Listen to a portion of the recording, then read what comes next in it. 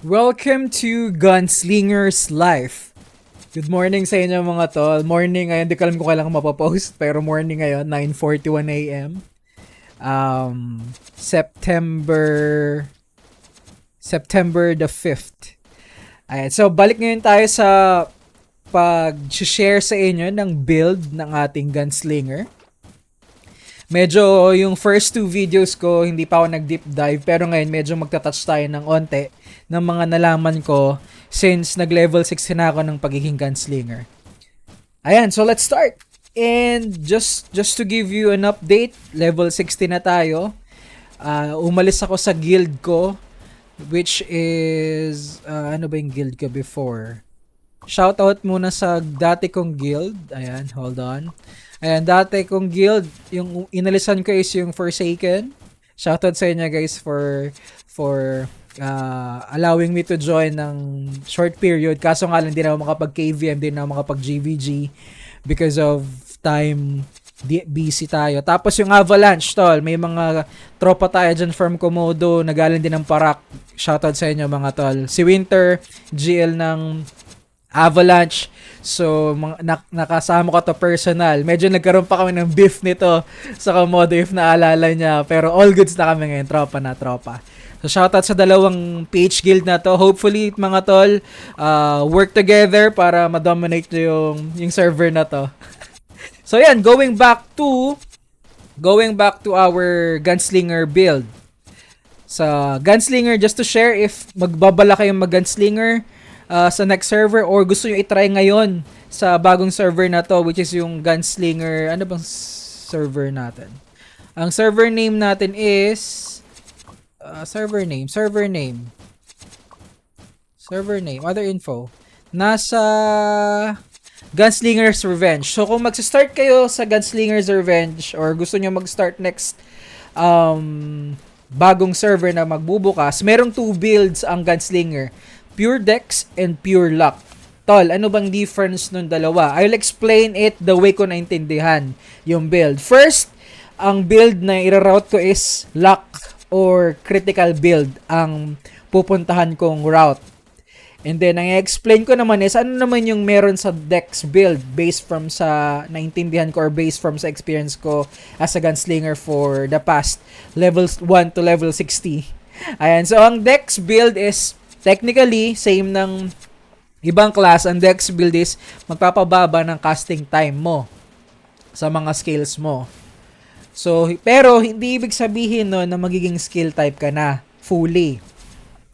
Kasi as you can see, yung weapon, lahat ng weapon options mo for gunslinger, naka automatic rifle kasi ako at saka revolver. Ayan. Yung other side ng spectrum niyan is sniper rifle and shotgun. And both of them, yung stat niya is attack speed. So, walang haste. Pero I suggest kung magbi-build kayo ng Pure Dex is mag sniper rifle and saan ba? Pakita natin yung sniper rifle ha. Para tayo ng exchange, equipment. Ayan, so mag sniper rifle kayo or and shotgun. Why, tol? Why, bakit naman ganun yung gusto mo, sinasuggest mo? Kasi magkakaiba yung parang quality niya. Like for example, ito, yung deal nag-deal siya ng 518 physical damage to all sizes compared to automatic rifle na mag-deal lang ng 159% to all sizes. Bakit mas malaki to? Ang idea is nagno-normal attack ka pa din technically, but may yung mga skill level mo ibabump niya. Ay yung skill damage mo ibabump niya. Like for example, ito. Kung naka sniper rifle ka, as we can read on this part, asa ba 'yon? Okay, hold on ha. Ito, pag mag-equip ka ng shotgun, mas mataas yung damage. Di ko alam kung dito din. Hindi. Pero ang idea is kapag magde-dex type ka, nagdo-normal attack ka, ESPD pa din since yun yung stat mo. And then, kapag nagko-cooldown na yung mga skill ka, babato siya ng skills. So, yun yung pinaka-idea dyan. And, meron kang Desperado.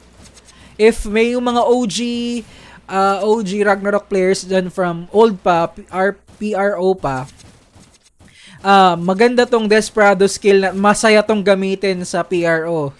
Nasa spam to eh. Dito kasi meron na siyang cooldown na 5 seconds. Pero doon parang spammable siya. So, meron kang Desperado and gagamit mo lang to pag naka-shotgun build. So, shotgun and then magagamit mo to. Meron siyang cooldown na 5 seconds. Medyo decent na rin yun if gagamitin mo to. And gagamitin yung lahat ng bullets mo. Ayun, so, again, may dalawang build, Dex build and Luck. Pag Dex build, ang suggested skill na masasabi ko is, eto, maglagay ka pa rin yan, Crazy Up, since need mo ng attack speed kapag cooldown lahat ng skill mo. Snake's Eye, magbibigay sa'yo ng range.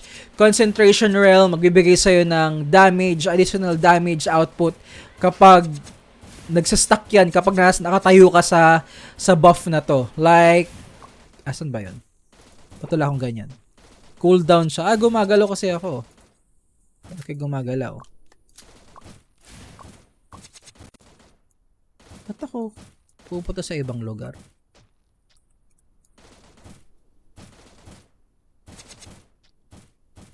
Wait ha. Lagay ko lang yung character ko. Hintayin natin to. Tataas damage nyo dito. Ayan, so bilog na yan. Kapag naka-apa kayo dyan, tataas ang damage yun, nagsastuck yan.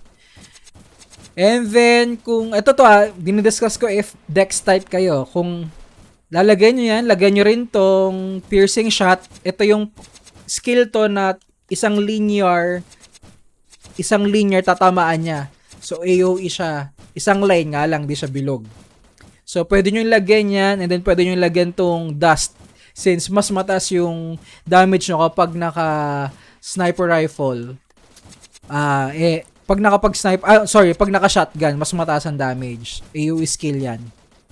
Ano pang pwedeng lagyan kapag naka-dex? Pwede kayo mag-magical bullet, magbibigay sa inyo ng 15% ghost attribute sa weapon nyo. Plus banishing buster, magbibigay ng additional 20%. Meron nga lang siyang add-on damage, pero sa lock siya nahuhugot. So, hindi nyo ma-enjoy since mag-pure dex kayo. And then, heavy weapon para ma-trigger nyo rin yung Desperado plus mabibigyan kayo ng additional physical damage pero onti lang since yung multiplier niya is luck. So, lagyan nyo yung heavy weapon and then lagyan nyo yung Desperado. Ito yung medyo magandang gamitin kapag nag-grind. Kaso, base sa experience ko, parang hindi siya ganun kalakas. Siguro nga, onti pa lang kasi yung stat ko. Pero, eventually, kapag nag-stack up na yung dex mo, nag-stack up na yung pen mo, makatin na tong Desperado in the future. And then, ano pa? Camouflage. Kapag naubusan ka ng bala, magre-reload siya, tapos mag-hide ka. And then, Fallen Angel, dash ng 2 beses, may 2 charge siya. Pagka 2 charge, pwede siya mag-dash ng 2 beses, tapos magre-recharge siya naman siya. And then, ano pa ba? Fire Dance, especially sa Dex type, mas bababa ang cooldown nito. Pero yung fixed cooldown niya is 12 seconds. Medyo mataas yung fixed cooldown niya technically. Pero, okay din to AoE doon, parang Desperado yung itsura nito. And then chain action, maglagay din kayo nun para kapag lahat ng skill nyo is on cooldown, mag-normal attack kayo, so may chance pa rin mag plus 1 bullet. 10%. 10% is 10%, guys. So, maglagay din kayo ng chain action. Hit barrel, hindi ako naglagay ng hit barrel kasi why? Bakit di ako naglagay? Kasi yung final hit mo marireduce. So ako kasi luck base ako, luck type. So pag naglagay pa ako niyan, magmi-miss ako sa target ko. So hindi ko nilalagay yan. Pero since dex type pala kayo, sorry, I stand correct. And since Dex type kayo, pwede nyo yung lagyan to kasi mataas yung hit rate nyo. So, pwede nyo yung lagyan yung hit barrel and then cooldown yun is fixed cooldown is 20 seconds. Tapos, mag-expansion, magdadagdag lang ng rounds. Ito yung rounds na sinasabi mga tol. Ayan, ito yung rounds, nababawasan siya. So, pag naubusan, magre-reload yung character natin. Tingnan natin ha, magre-reload yan. Tapos, mag-hide. Di ba? Ang angas. Ayan, so ano pa? Overloaded. Ito naman yung nagsa-stack, nagbibigay sa'yo ng hit stat. Magsa-stack siya ng 6 times, tas kada hit stack meron ka, magbibigay sa'yo ng attack speed, which is very, very useful for me as a luck build. Pero sa Dex din naman, nagsa-stack din siya. Pag nakapag-ipon ka na ng 6 stacks niyan, ang sabi dito is, syempre, mas mataas yung true damage mo, plus, hindi na nagbabawas ng bullet. Ayan. Saan ba yun? Meron yan eh. Ayan o. Where your normal attacks no longer cost bullets. Kaso saglit lang. Kapag nag 6 stacks yan, siguro ilang segundo lang, tapos na ulit yung overloaded mo, mag-start ka na naman sa stack number 1. Weird lang yan. Kala ko yung ibang passive skill na once na ginagamit mo nang ginagamit siya, mag-i-stack siya ng 6 stacks, pero hindi, natatapos siya eh. Weird. So, yun yung skill build ng Dex type. If sa equipment naman, as I've mentioned, suggestion ko sa weapon is mag-sniper rifle, and then shotgun for off-hand weapon. For accessories, I suggest mag-Dex accessories na kagad kayo, diretso na. And then for talisman, I suggest mag-pen type. Since most likely, hindi kayo makikrit ng madalas dyan, pero nagbabato kayo ng skill. So, mas mataas na pen, mas mataas na damage pag nagbabato kayo ng skills. And yung normal attack nyo mismo, mas malaki. For armors naman, I suggest Drake equipment or Drake set, kasi kapag 30% ng HP ng kalaban nyo, may mapa PvE o mapa PvP, may additional damage output. And for stats, full Dex lang, wag kayong maglagay ng ibang stat, full Dex lang talaga since magdadalawa kayong blue Dex accessories. So yun lang yung idea ko for Dex type. Sa cards kayo na bahala. Kung ako ang tatanungin nyo, mag-focus ako sa pen cards kasi nga nagdi-dish kayo ng mga skills sa enemies nyo. And then going back naman sa build natin, which is luck. Ang luck build, as you can see, nagki-critical tayo, is a critical build. So dun tayo magbe-base ng damage output natin. Ngayon, ano bang equipment o ano bang stat dapat ng luck? Basically, same as Dex, pure luck ka lang mga tol. Wala kang ibang lalagyan. Kapag kahit ako personal lang to ha, kahit high level ka na tapos kada bigay ng luck 25, 24, mga ganon yung kailangan, hinihintay ko siya maganon para mapuno. Once na full ko na yung luck, tsaka ako pupunta sa second stat ko. Which is ako, personally, ano bang second stat ko? Ang second stat ko, guys, is Agi. Hindi ako magde-Dex type. Kasi kailangan ko ng attack speed. I will explain it further afterwards. So, luck type tayo. Ang stats natin, pure luck lang. Wala na kaibang lalagyan. And then, yung secondary stat ko is Agi. Punta naman ngayon tayo sa skills. For my skills sa luck type, limited ang options natin kasi hindi naman ako nagbabalak magbato ng skills. So, ang skills ko lang for luck type is Crazy Up, full. Snake's Eye, full. Concentration Realm, ay ito yung bilog na ikinakas ko na may additional damage output for me. Light Weapon, eto napaka-importante nito kasi kada lagay ko ng luck is magbibigay din siya ng additional damage based sa luck multiplier natin, which is 400%. Very good on that. And then, elegant shot, hindi ko siya nilagyan. Hindi siya useful for me. Kung sa inyo useful sa mga lock type dyan, sorry, for me hindi. Importante sa akin is magical bullet kasi magbibigay ito ng 15% ghost attribute sa weapon ko. And then, additionally, magbibigay din ako ng 10 vanishing buster kasi magbibigay siya ng additional 20% sa na ghost attribute sa weapon ko, plus magbibigay siya ng additional output, damage output based sa luck na meron ako, which is perfect again kasi nagsa-stack yung mga damage na meron ako based sa luck sa vanishing bullet and then sa light weapon mastery natin. Next, ano bang lalagyan ko pa? So, camouflage, technically level 10 dapat ang camouflage. Pwede nyo i-level 10 to para pag nag-reload kayo, mas mataas yung movement speed nyo pag nag-stealth or pag nag-hide. Fallen Angel, pwedeng 1 lang yan kasi dash lang naman yung ginagamit ko lang naman to for instances para makarating ako sa destination ko ng mas mabilis. Pero not that important, especially sa PvE. Fire Dance, hindi ko nilagyan kasi nga, as I've mentioned, normal attack, critical type tayo, hindi tayo nag-skill. And then, Chain Action, ito yung pinaka-importante sa atin kasi magkakaroon tayo ng 10% chance na mag-fire pa ng another bullet.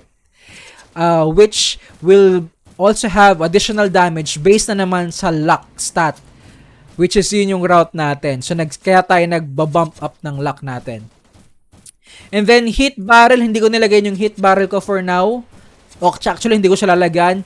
Siguro lalagyan ko to kapag naka-full crit na ako, hindi na ako nagmi-miss ng crit. Puro crit na yung damage ko. Kasi, minsan, nagno-normal attack pa ako. As you can see, ayan, normal attack yan. Nagmi-miss ako kapag nagkakas ako ng ng hit barrel. So, hindi ko muna sinalagyan for now kasi nagmi-miss ako. Pag full crit na ako, hindi na ako nagno-normal attack, lalagyan ko to. Kasi additional damage to. For me. And then, mag expansion, ito yung, as I've mentioned, ito yung mag. So, pag naubos yung number na yan, magre-reload. And then, ang skill na gagawin nito is, magbabdagdag lang pa lang siya ng additional bullet. Sorry, nalito na ako. Ayan, so, yung etong skill ko, ayan, from 30 yan, nagkaroon ng plus 7. Ito, from 20 nagkaroon ng plus 5. Yung revolver ko. So, ano pa bang skill na nalagyan natin? Overload. Ito importante sa atin for crit type, especially for luck type, kasi nagno-normal attack lang tayo. Once na nag-normal attack ka, mag-earn ka ng 1 stack ng hit.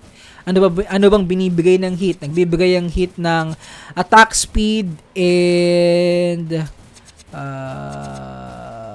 attack speed. Pag ano ba to?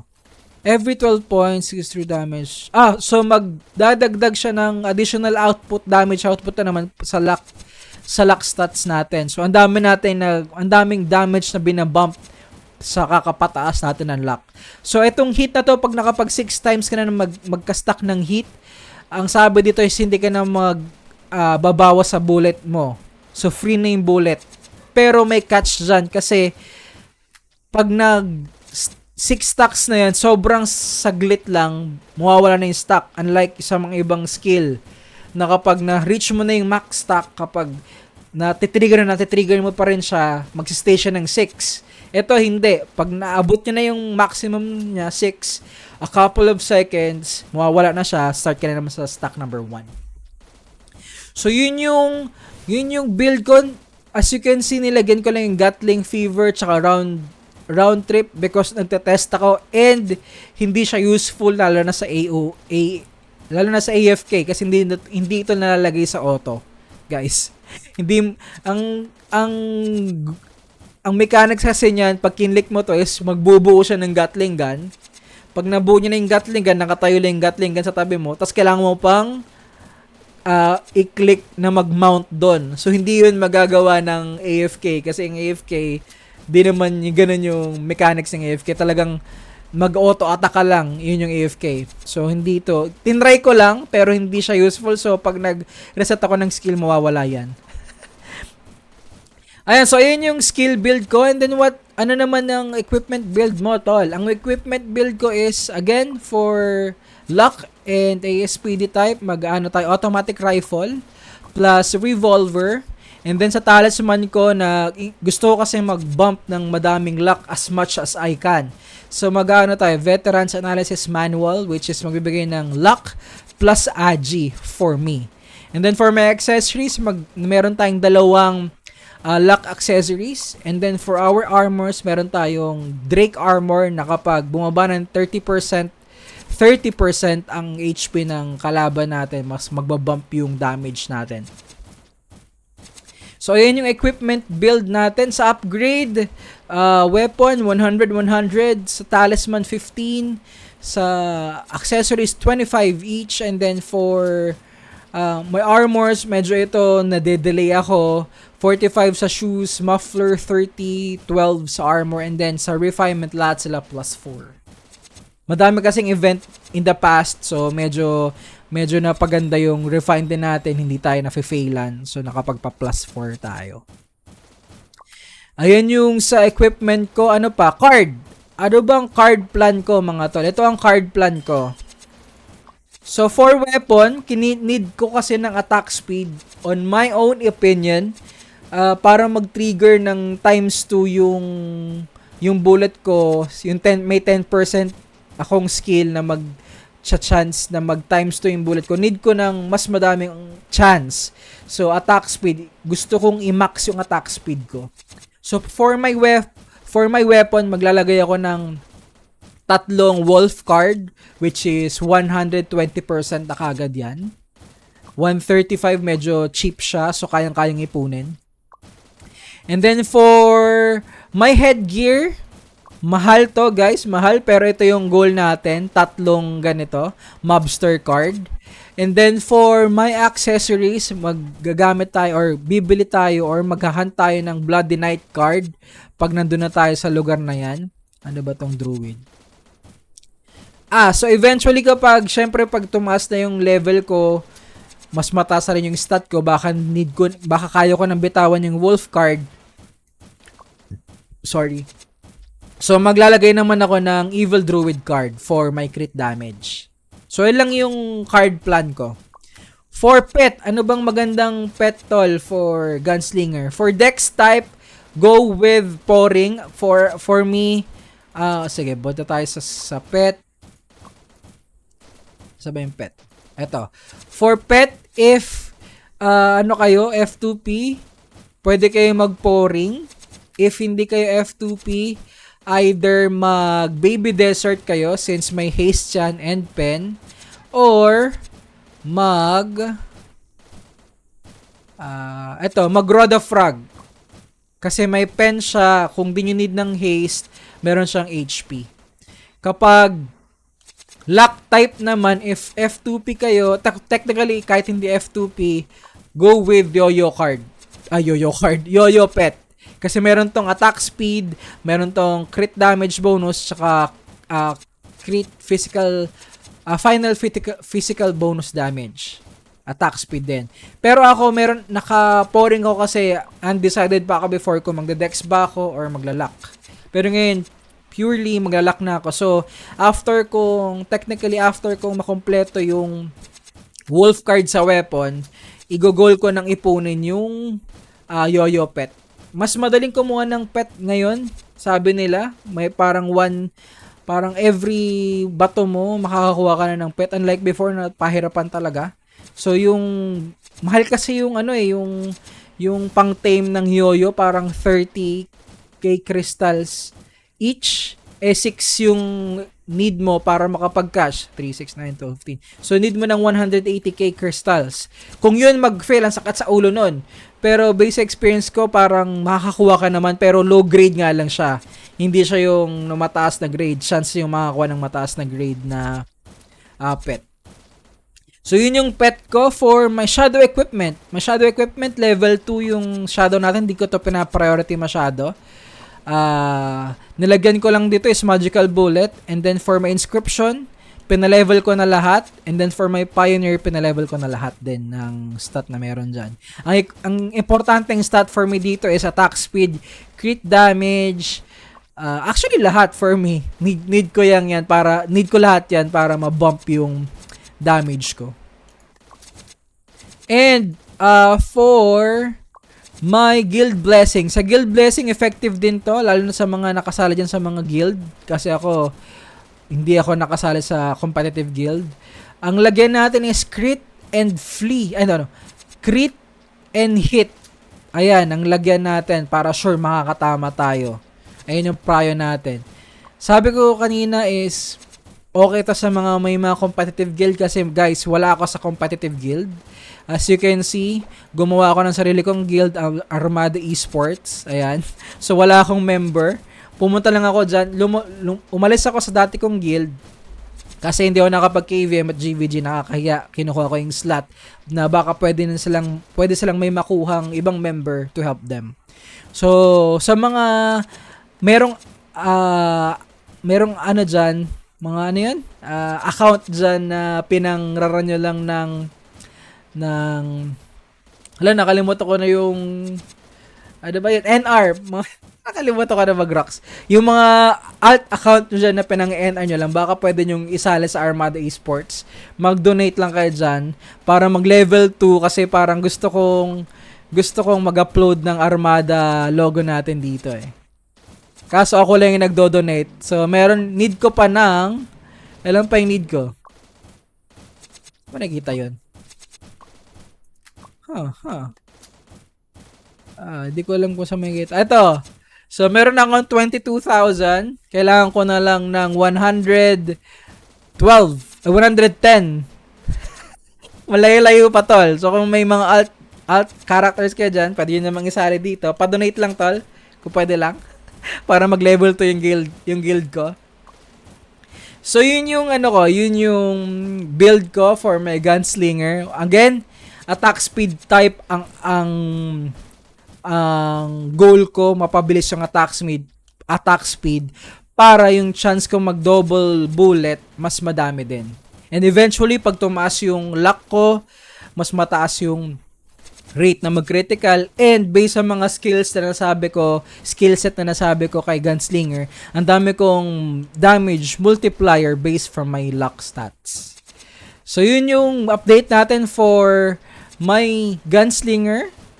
Ayan, so nag-grind lang muna ako ngayon. Once kong ma-burn yung OB ko, bumabalik ako ng Wormtail kasi sobrang daming tao sa Snake and Bigfoot. So Wormtail solo ko. So hindi ko naman balak mag-card hunt. So grinding lang ako. So bumabalik ako ng Wormtail. Solo damage ko siya. Wala akong sumasaw-saw sa akin.